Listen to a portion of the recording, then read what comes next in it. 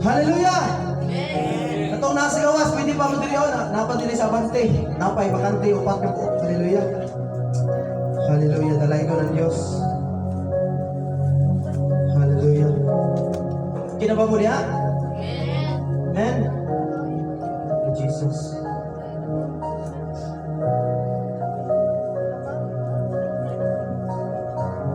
Hallelujah. Sa dili ko magsugod may igsoon. Hallelujah. Pwede ba papakan sa atong Ginoo? Hallelujah. Salamat sa atong Ginoo may igsoon nga nakadaay ka gay nina. Nagdaay ba ka? So kung nagdaay ka may igsoon, muna gikahimutan sa Dios. Mura na siya halad may igsoon nga nakapahimuot sa atong buhi nga Ginoo.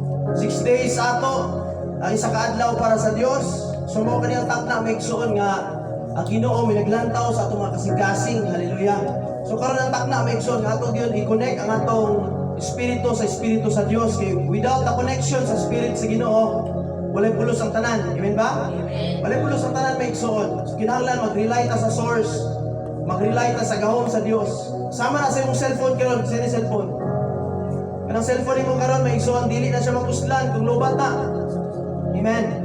So sa ano nang tuplok, dili na makasend, dili na makatawag, dili na makakuan, dili na makatanaw Facebook sa mga diha may igsoon.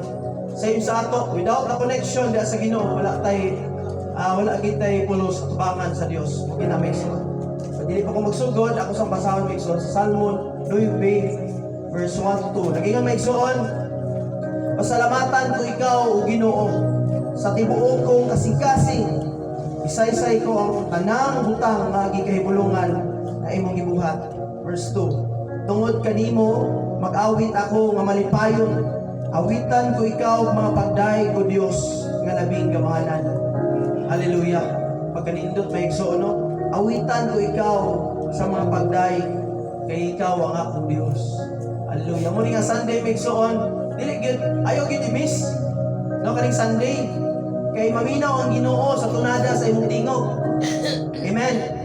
Ano imong tingog ba bisag yabag-yabag or gwapo pagtingog, ipaminaw na sa Ginoo. Amen. So nagdepende na kung unsay nasa sulod sa atong kasing-kasing. Kung tinud-anon ta sa Dios, ikahimutan niya na. Kung gikahimutan niya ang atong mga pagdaay, hallelujah, diyan nato makita ug madawat ang mga panalangin nga iyang ihubog kanato matag adlaw. Hallelujah. Ingana siya may igsoon, ingana ka may gugmaon ng Dios. Wala ta diri karon kung wala ta gipili. Amen ba? Naa ka diri karon kay gipili ka sa Dios. Bisag unsa ka pa ka makasasala, gipili ka o gigugma sa Ginoo. Kay gitawag kaniya aron maguban kaniya didto sa langit diin giandam niya ang tanan para sa ato. Didto may igsoon sa langit. Hallelujah, wala na kasakitan, wala na kagutom, wala na kabalaka, wala na problema. Kaya ang tanan dito may igsoon, nga makato dito, puro nagmadaugon diha sa Ginoo. Amen. So magdahay kita pag-awit may igsoon, no? Ay, itakom yung baba. Hallelujah, sa una, gitunduan mo kita may igsoon nga. Kapag ano, ay pag, no na, mga ano, sa atong gituan sa una, maditaw, pwede nga magsaba-saba sa simbahan. Ang atong kabanhaan sa simbahan, sa mga pagdahi. Amen. Hallelujah. Ingana na. Nasabtan na ito ang pulong sa Diyos. Hallelujah. So salamat may igsoon. Anam mo diri karon. Kuita sa imong tapat. Ina nga salamat. Gipili ini ka sa Ginoo. Hallelujah. Hallelujah. Gipili kini ka sa Ginoo may igsoon. Hallelujah. Tanawa ra gyud mong ngisi. No lahir ay mong ngisi kagayna og karon. Hallelujah. Kagayna. Problema pa ka usig pamahon nimo. Hallelujah. Karon nga na nakadiri sa balay sa Ginoo. So lahi na kayong pahiyom. Migwapa ka galit, migwapo ka galit. Hallelujah. Ingana ng pabor sa Ginoo sa ato. Andam na ba ta? Amen. Kailangan may igsoon. So I prefer may igsoon. Hallelujah. Sa English nga translation sa Bible. Pero ako ni siyang i-explain. Inaagipod sa Bisaya aron masabtan lang tanan. Hallelujah. So, ang teksto may igsoon nasa Marcos 6:1 verse 6. May Bible diya? Tanawa. Hallelujah. Marcos 6:1-6. Hallelujah. So nakita na? Ano yung Bible? Sige, ang basahon. Marcos 6, verse 1 to 6. Naging diya may igsoon. Sa English, so na mo Bisaya diya, basahan lang ha. Jesus rejected at Nazareth. Amen. Hallelujah. Bati na ba ka rejection? Amen. Sa unang panahon, na-reject na ba ka? Amen. Hallelujah. Sa scripture palang daan may igsoon, no? Jesus is rejected at Nazareth. Grabe, no? Pati ang Ginoo gina-reject po din, no? Hallelujah. Siya nga Dios. So, pag ani niya sa kalibutan, ang iyang gibuhat may igsoon. So, kung magbasa tag Bible, magayo siya mga masakiton, ato siya mga dapit, diin siya magwali, magsangyaw sa pulong, sa maayong balita.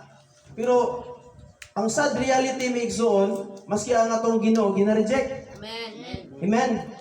Hallelujah. So it is normal din kung mga lagad tas Ginoo, tungod kay naari kay gisundan. Amen. Amen. Kung Kristohanon ka, gina-reject na gani ka, kaya nagsunod ka diya sa atong Ginoo, so napasabot nga naana ka nakalinya, sumusunod na ka ni Kristo.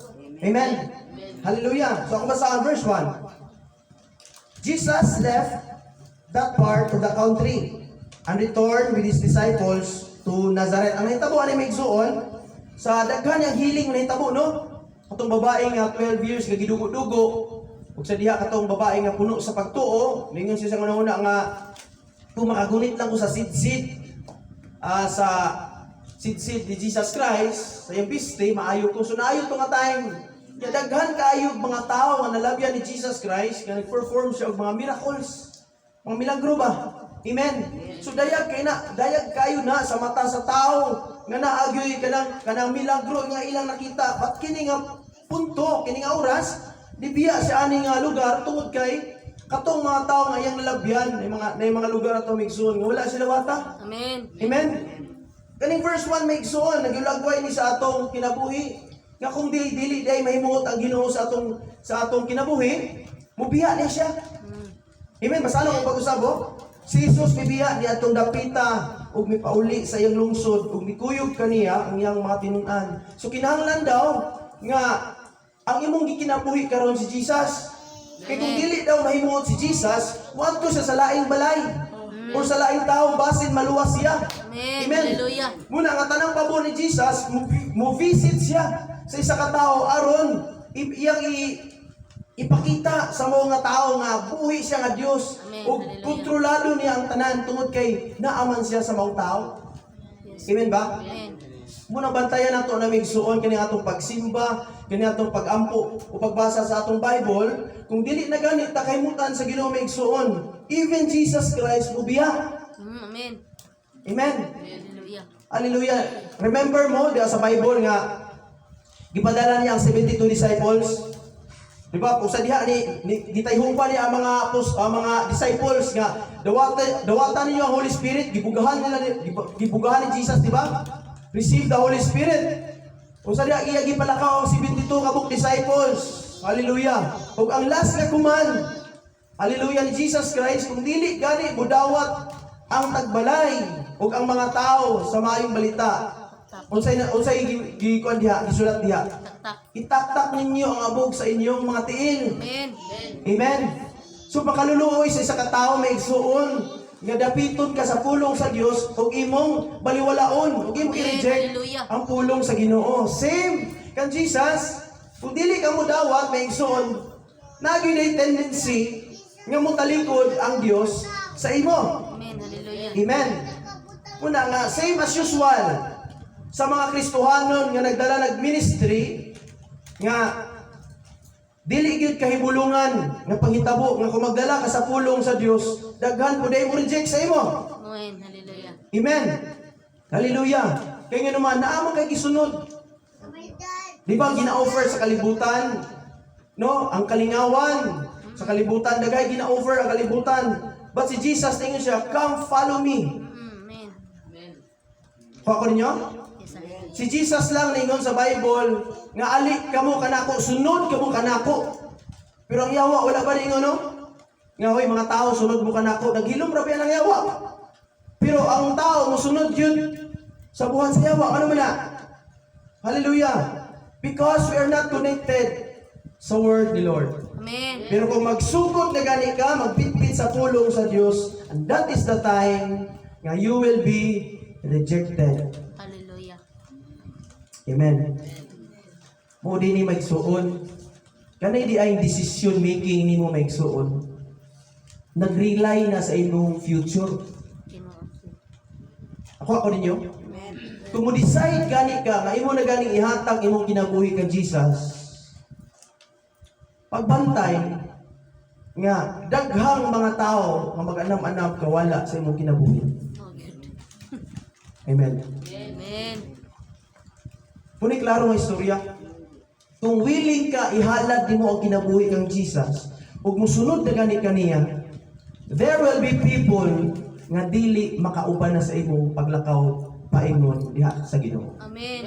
That is the time when rejection moabot sa imo ug mubati ka ug kasakit. Amen? Nasakitan ka, di ba? Ang imong purpose is to preach the gospel of good news. Saan ang good news nga gospel? Maayong balita nga imong gisangyaw sa mga katawhan, kung mutuo sila og maghinulsol, maluwas sila. Amen. But sa reality, ang mahitabo, when you preach the gospel, ang mga tao mo reject, mo biyay-biyay, mo katawa, wala sila ipakialam kung unsay mong ibit-bit o imong ginasulti nga pulong sa Ginoo. Amen. No? Sama sa akong giingon sa mga youth, ang pagdala sa ministry, mo ni siya pinakasimple nga trabaho. Amen. Amen. Ano galing ko ha? Pinakasimple nga trabaho ang pagdalag ministry. But, naipiro, pinakasakit. Kuha ko ninyo? Amen. Magdala na kag ministry, hallelujah, mo ni pinakasimple. Hallelujah, gikuha ba ka sa Ginoo? Di ba sa una sa kami sa wala pa mi tawaga ang among kinabuhi to aman sa kalibutan. Naman mi agalon nga kalibutanon, amen? Amen. So ga-serve mi sa tao, ang manager sa nadiha. Pero karon as we serve the Lord God, siya na mo agalon. Simple lang tanan, daghan kayo mga blessing ang iyang gihatag sa mao nga balay sa Ginoo tungod kay gipasayon niya ang tanan. Amen. Aron may bawaan sa tao nga kana nga mga minister, kana nga mga gipangtawag nga mga anak sa Dios nga nagwali sa pulong niya, dili magalisod-lisod. Amen. Kung magalisod-lisod man gani may igsuon dili tanto. Amen. Amen. Lahi ang kalisod sa mga anak sa Dios ug anak sa pikas. Kay kung kita mo ampo diretso man dayon no. Amen. Makahilak ra tagamay. Kung dili dako pa. Naa din mo tubag. Amen. Unlike sa mga non-believer, bisag kung saan nila hilak, bisag kung saan nila ampo sa Ginoo, dili gid mo lang taon Dios ila. Ano man gikaligud-gutan sila sa Ginoo. Amen. Nya ang resulta, dili na sila mo ila sa Dios. Number one, yung hitabo silang kinabuhi, never na sila muampo. Kaya naman, wala man hitabo ang ilang mga pag-ampo. Ang ampo pa man ko, para magyapon. Ang-ampo man ko, wala man tubaga. Because unbelief, kulang sa pagtuo. Hallelujah. Pero ikaw may igsuon, nagsunod ka sa dalan Jesus. Be aware. Hallelujah. Nga kanimong dalan nga mong ilaktan, mauning dalan sa kaluwasan. Amen. Hallelujah. Kung magsunod na gani ka sa dalan, may igsuon. Hallelujah. Makaingon ka. Kung ibutang sa una-una, temporary rin tanan. Amen. Pag-abot dito sa unahan, naagi kadaugan. Yes. Muna ningon ang Bible may igsoon sa 2 Timothy chapter 4. Ningon siya nga pagkugi kanunay sa pagwali sa mayong Amen. balita. Kaya moabot ang panahon, makaani ra ka sa imong ipangbuhat. Yes. Hallelujah. Ano mo pagani sa simbahan? Pagkugi na. Amen. Sa mga taga-Cagayan dere. Tas ka mo. Hallelujah. Ulaw. Most kanang kuno kasagaran sa atong members, dala diri sa sulod. Batay mo. Mga tagalagyo. Dumbo, Cagayan, sa panay, Dampil, hallelujah, thank you sis. Nasa gawas. Muna, dili na ito masabtan may igsuon. Nga naman na. Because kung dili mo dawat ang nasa doon, may layo. Amen. Amen?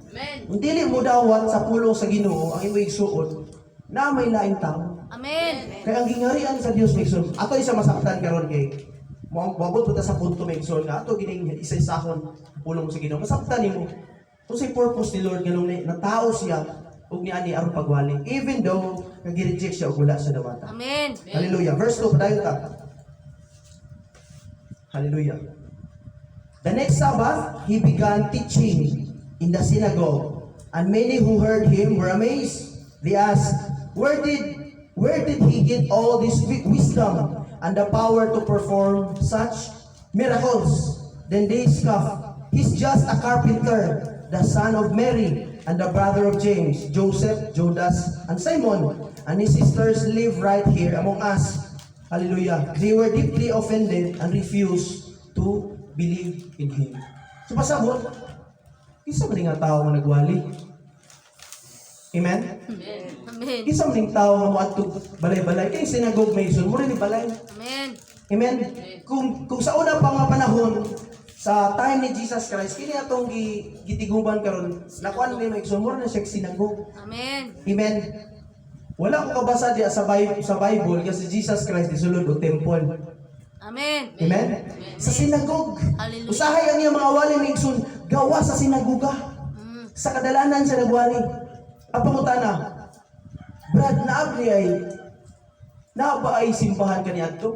Naa. Ginagani mga parisiyo ato nga time nasa sulod sa simbahan.